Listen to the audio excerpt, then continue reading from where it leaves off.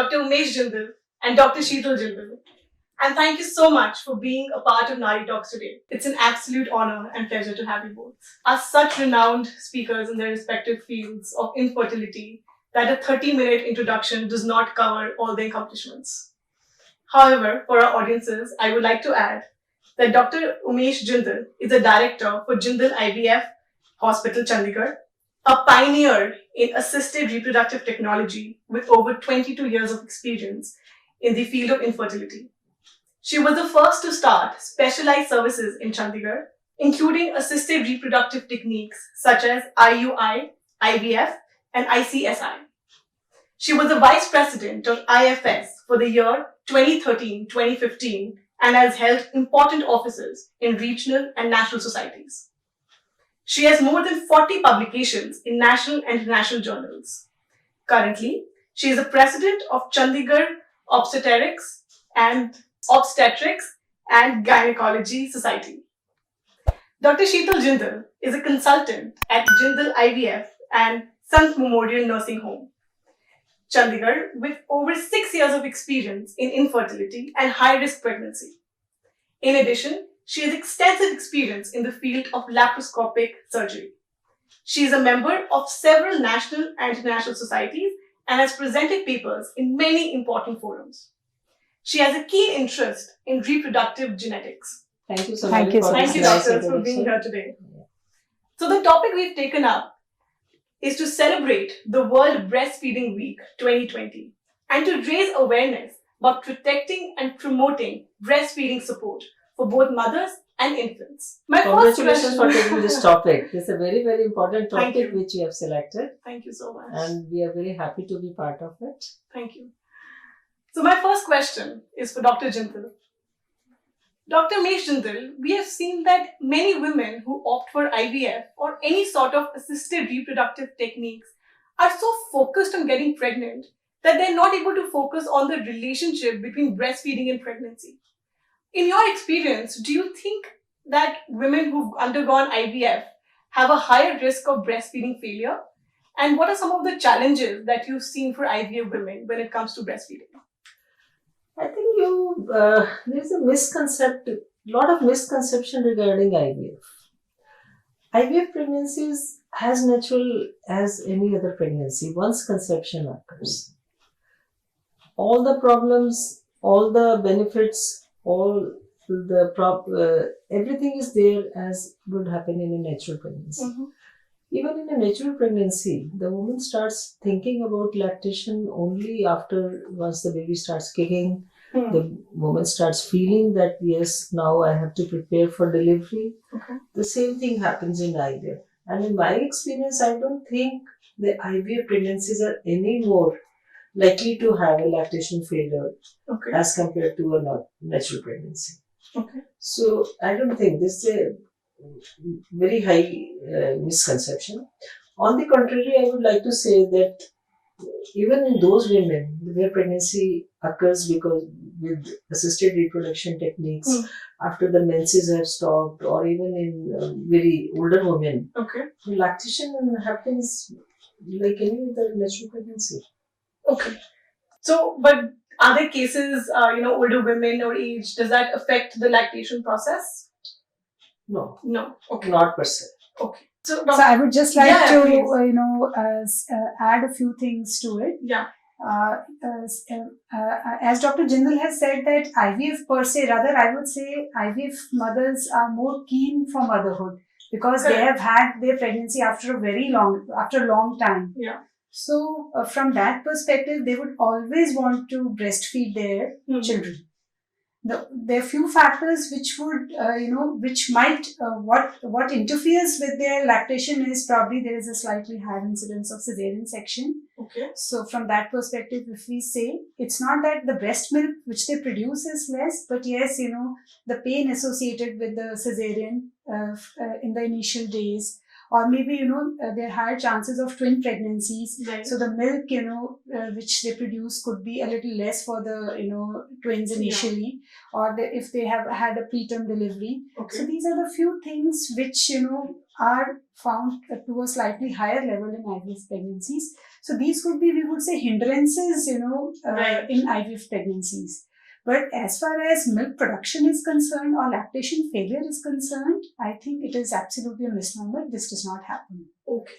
So these are some of the challenges we can say, in IVF pregnancies with respect to lactation and breastfeeding, but not as a failure. Okay. Not a lactation failure. Understood. Yeah. So if we talk about these current times, the pandemic that has gripped the entire world, we have seen our entire healthcare services stretched thin. That means our lactation experts, our counselors, our healthcare services, they're diverted to other, all the resources are diverted to other projects, to deal with the crisis that is at hand. So proper support or counseling for women who breastfeed is not there. And in a country like India, which already has a very limited breastfeeding support structure, this entire situation is exacerbated in a country like India. So how important do you think skilled breastfeeding is for women? And how can skilled breastfeeding actually start the appropriate journey for breastfeeding and maintain it during these times? Okay. So I think skilled breastfeeding is an art, and the ideal time to start to know about breastfeeding is the pregnancy. Okay. So what happens is, if the mother is not trained or counseled or encouraged that during her pregnancy, during those 9 months of pregnancy, that she has to breastfeed the child later on, then the whole process becomes more difficult. Right. So obviously, I would say that it's not that the COVID infection would be there for the whole pregnancy. So if the process of breastfeeding training is started in the antenatal period, in the pregnancy period, then and all the myths and facts are given to the female and in those appropriate times, it is not going to cost anything. Neither it is going to have any strain on the infrastructure, which we all talk, that breastfeed. After the delivery, the whole scenario changes. Obviously, the focus of the mother changes. She undergoes a lot of changes post delivery. But the ideal time to tell the mother about skilled breastfeeding is the antenatal period. Okay. It should be a slow process. We can start it after 30 weeks. We can tell the mother how the feeding has to be done, what are the advantages of breastfeeding, and not advantages she can Google and she can read from a lot of places. But what is most important is how to do breastfeeding. That is what is an art which needs to be told to the mother, and the best time, according to me, is the antenatal period. Yeah. So this is what I would say, and this is what I would tell all the whole society and per se, or the patients and the doctors, that the best time to train a mother how to breastfeed is the antenatal period. Right. So I fully agree with her that for a woman who's not affected by COVID, even during this COVID time, the standard methodology should be there. But the problem during the COVID time, what is happening is the OPDs are restricted in government hospitals. Right. The time is restricted. You don't want exposure. Even even doctors are avoiding touching the patients. The patients are avoiding being touched by the doctor. Correct. So there are issues where this training is getting hampered.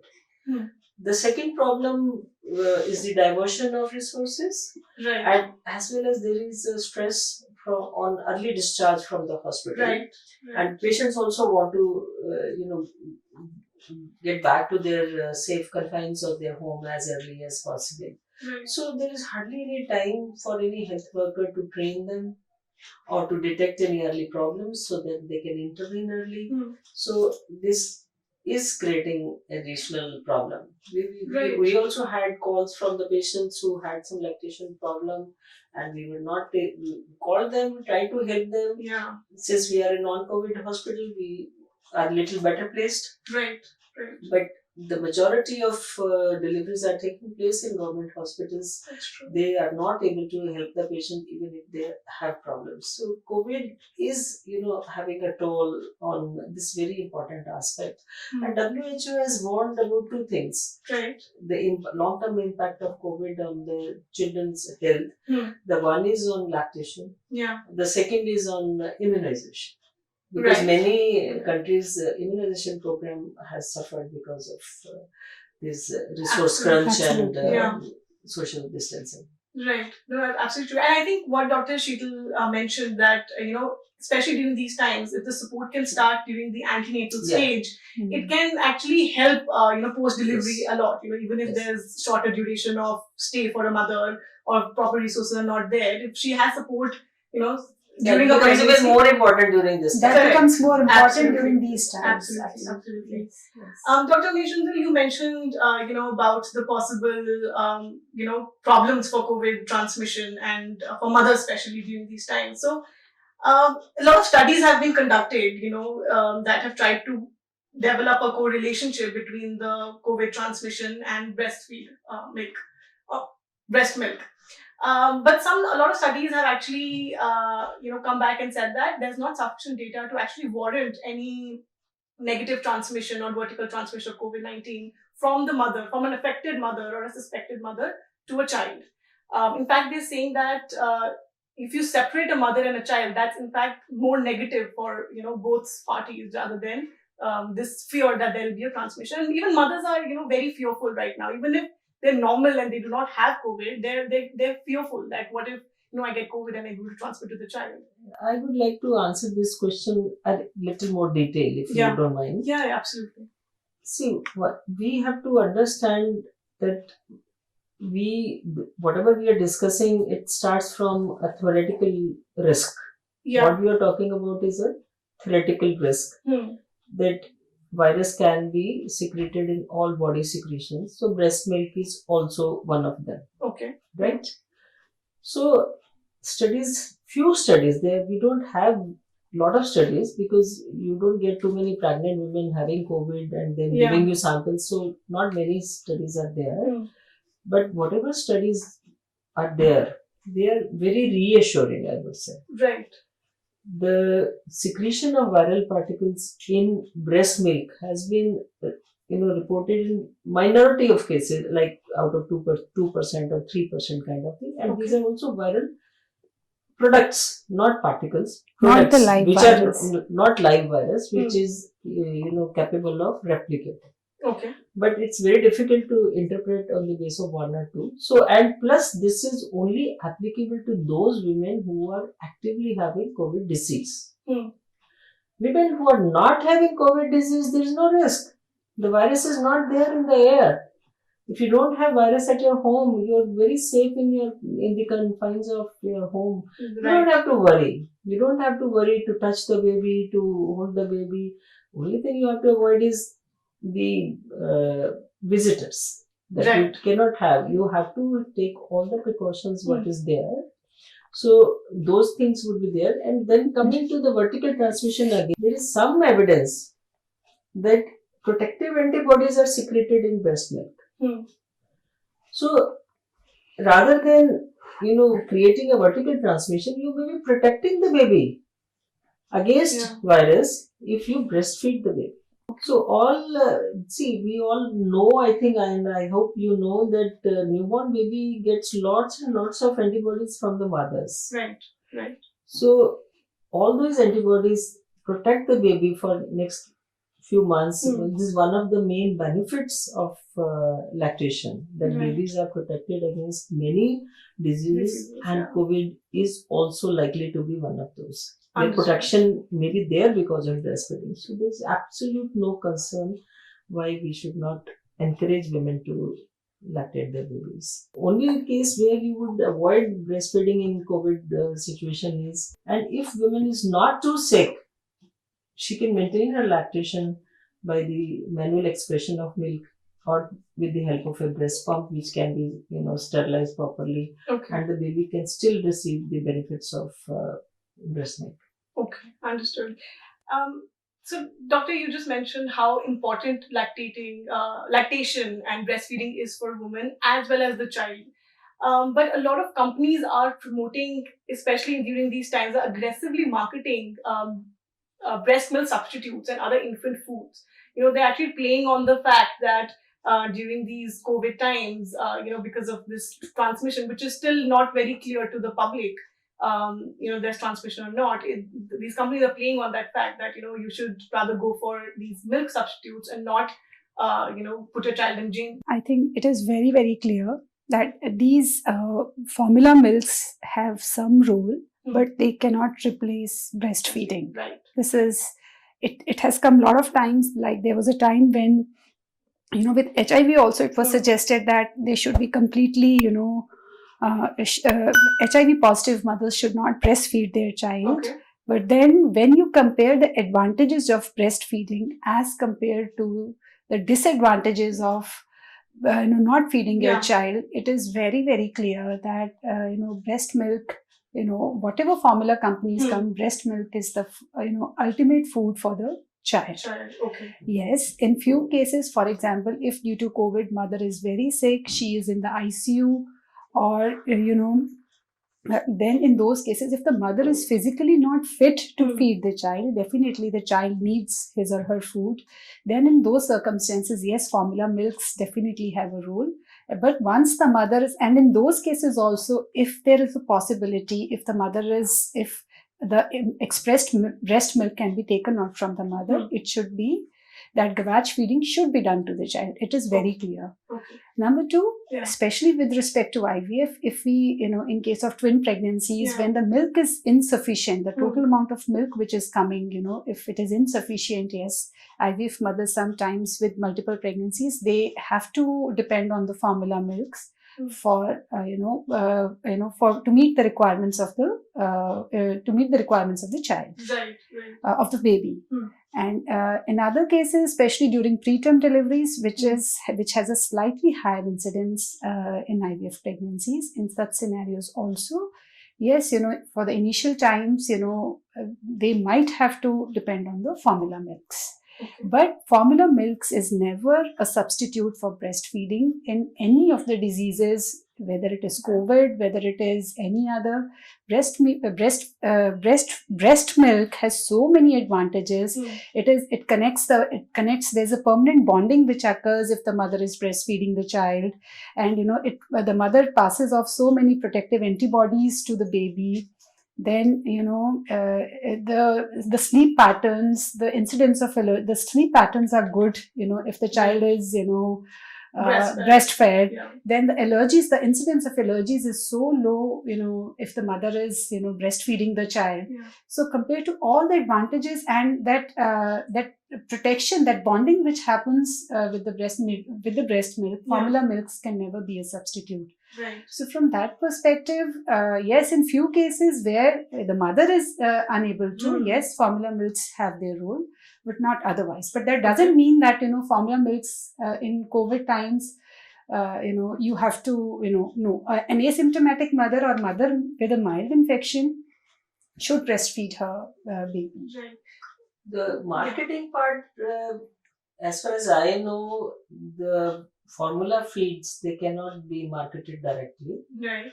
They only have to be done through ethical marketing, which means through the doctors. And but we have so many social platforms these days where so many misinformation can be there. Yeah, exactly. But as a law, government does not allow, I'm not saying promote, does not allow any marketing for formula feeds for any of the diseases. Absolutely. There, in fact, about 2 decades ago, there are a lot of legal restrictions on marketing and promoting, unethical marketing and promoting. Yes. Now it's not possible. Right. Legally, it's not possible at all. Dr. Sheetal, there's another set of women, who prefer milk substitutes to breastfeeding are the working women, who are extremely ambitious, career-oriented. They don't want to take out the time to breastfeed, or they don't want to, undergo that process. I think this is a very touchy topic. You were a a working woman, you have a small kid, and so what kind of advice would you give to working mothers to make sure that they do breastfeed, they start that journey, because as you said, there's so many benefits. There's a bonding process that happens. So how do they manage that? What advice? I think the biggest factor which promotes breastfeeding is the motivation of the mother to breastfeed her child. Yeah. So I think if the mother is motivated enough, and she knows what she's imparting to her child, then under all circumstances she will breastfeed. Right. And the government gives 6 months of maternity leave, and we always say that it's 6 months of exclusive breastfeeding. Yeah. Yeah. So I think, and the second thing is the training of the mother, as I mentioned earlier also, that if the mother is unaware as to how she has to breastfeed, then these are the hindrances which promote a mother not to breastfeed the child. She says nahi aata hai doodh, and मेरे इतने cracked nipples. Most of the mothers come to me कि ma'am इतना pain है cracked nipples की वजह से, because she doesn't know how to feed well, feed the child properly. She develops those cracks, and then that demotivates her कि I don't want to breastfeed. I mean मेरा milk कम हो गया, because pain is one factor which is a big hindrance for a mother to breastfeed her child. I see. So I would always, again, I would suggest, this is a practical thing, that if the mother is taught well how to breastfeed, then she would feed. Right. And certain informations which the mother should have about breast milk, like you can keep it at room temperature for 24 hours. And you can bottle the breast milk in case the mother is a working woman. She can always store her breast milk, and then, once she's not, at home, then, somebody else can, just give that breast milk to the baby. So these are the few methods, which would, I would say the working mothers should adopt to, to complete the process of breastfeeding. I think that you touch on a very important topic, that it's not only important to provide support to the breastfeeding mother, but it's very important to support the families as well, for them to also know this kind of knowledge, so they can support the mother in other ways. Yeah, I would like to. Yeah, one of the very is the knowledge also. Yeah. Because many mothers don't know that breast milk can be stored. Yeah. Very simple thing, that it can be stored. Yeah. And it doesn't. Nothing happens to it within 24 hours. Correct. So that is the thing. If you're going, you can store it and then feed the baby, and then by evening you're available. Right. That's true. So, and also a lot of times, the elders in the family would say, why you are troubling yourself? You just you feed one formula, you feed one bottle of formula milk, you will be at ease. So I think if the mother is already working, she's half of the time she's not there with the baby, and in the evening when she comes, then even if then also if she's not breastfeeding, so then you can understand how much the bond is developing between the child and the mother. Right. So I think working women should all the more, whatever time they get, they should breastfeed, their babies, Absolutely. Yeah. No, that's extremely important, and family counseling is as important. Yeah, and I think they need family support. Families, these are the places, where husbands can help, they cannot, they can support the child when the child is crying at night. Yeah. Most of the Indian husbands, they just don't bring up the child, in the sense that they do not know how to handle the child. Yeah.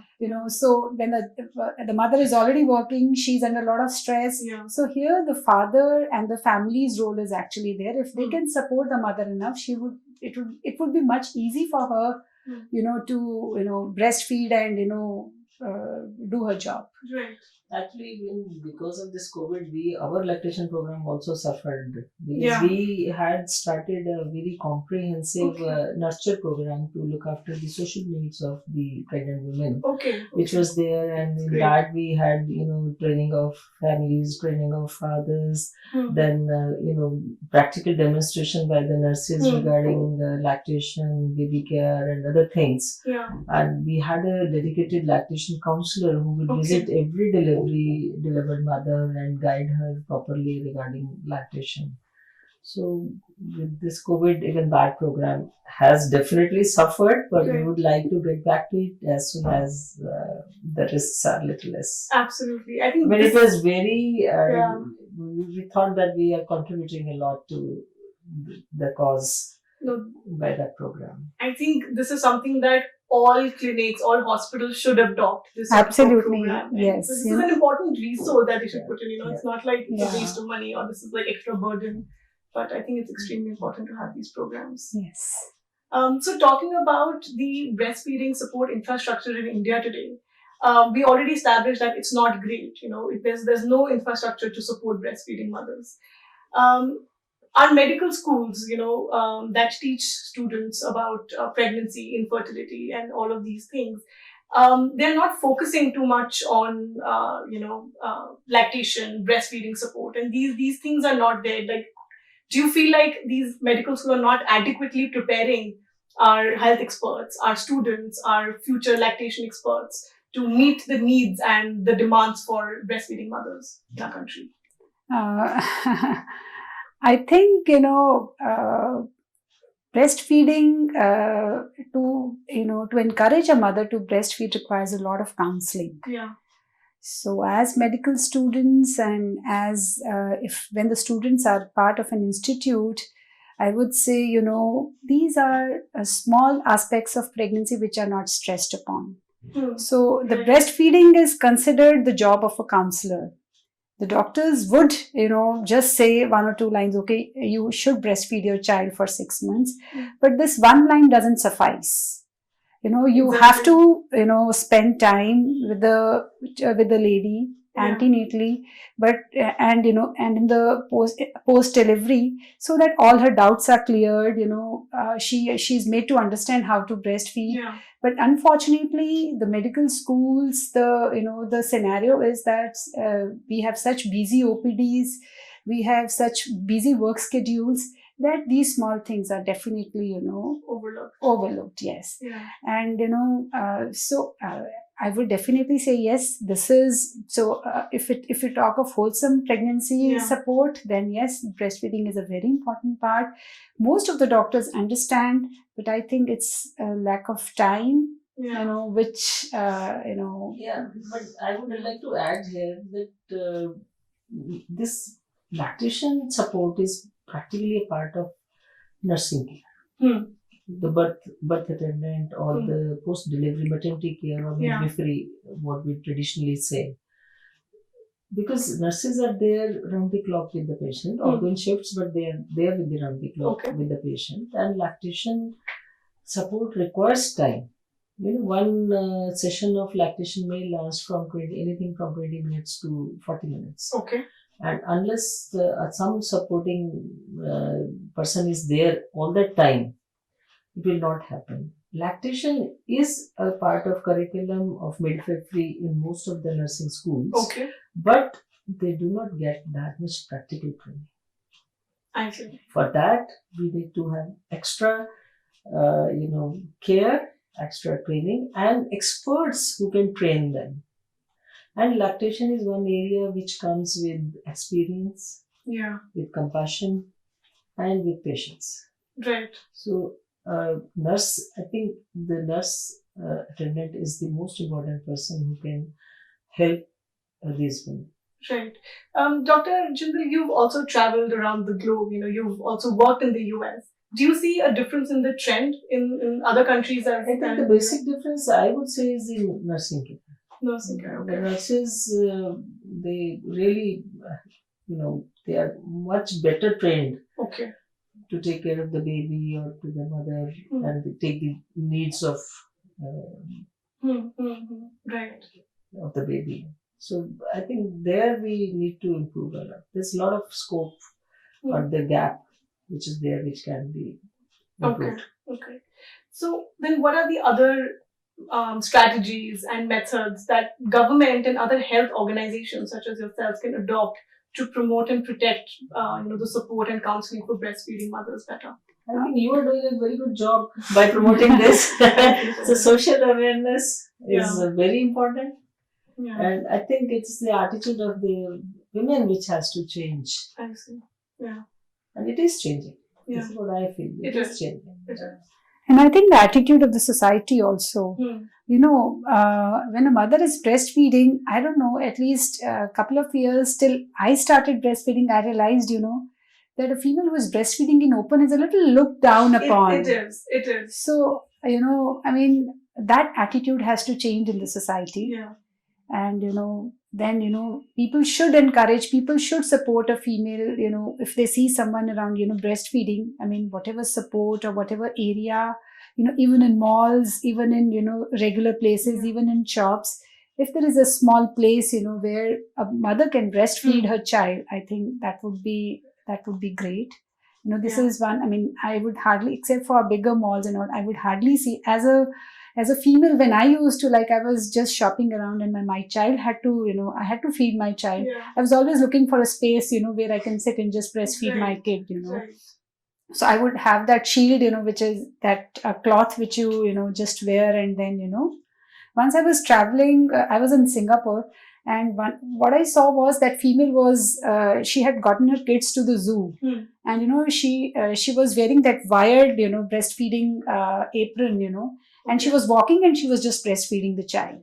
Oh, wow. So when I just like the idea, I think it was just the attitude of the female, that, and nobody, and, probably, few of them, didn't even know that she was breastfeeding. Yeah. And those who knew, they were like, okay, yeah, she's breastfeeding.